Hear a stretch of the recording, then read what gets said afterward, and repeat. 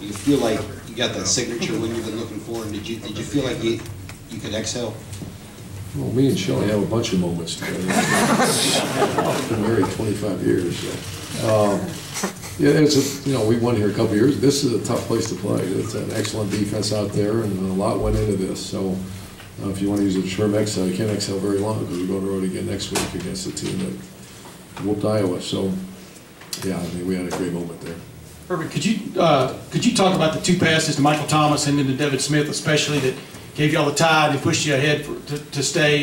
The Devin Smith pass just before halftime, 44 yards. Well, it was their offense. That's the thing that's different about the team we just played is that as opposed to 2 years ago, this is a dynamic offense. I think he had 300 yards against us. The quarterback's terrific, and the receiving crew. I don't spend a lot of time watching the opponents' offenses, but every Wednesday I do, and I'm like, oh my goodness, I didn't realize how good their skill had become in the last couple of years. So, JT, we had to answer each one of their hits, and we did. And JT, boy, is he playing well. 16 of 26, 300 yards throwing, and very accurate on the deep balls. And also, Devin Smith, that's his best game that we've had the last 3 years, and he's the best, if not the best, one of the best deep ball players we've ever had. He tracks the ball very well, and once he had answered their hit, and we had to answer, we did. Bill. Could you address the offensive line play? Because, yeah, terrific, and Billy Price is a guy that gave up a sack early in the game, and I thought, oh, it's going to be early in the year we had a little problem where freshman linemen were playing like freshman linemen, and he grew up tonight. And Taylor Decker is the leader of that whole group, and you get that kind of yardage against a defense like that, it all starts. It's always an offensive line driven team, and that's where all Tom Herman did a nice job in that locker room, crediting the offensive line with all those yards. Coach, were you more aggressive on offense? It seemed at times we're going to throw a deep ball, we're going to throw, I don't know if you call it caution to the wind, but did you take the reins off Tom Herman? Did he say something to you this week that... No, what do you say? I held him back. I'm the one that always wants to do that. No. Are you? Okay. No.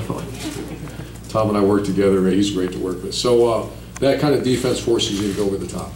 It's not a defense they challenge. Anytime you play this press quarters, they call it, very similar to what we play. They force you to go over the top. And we felt like we had some matchups somewhere that if we found them right, that we'd take that shot. And so we had that plan really starting last year.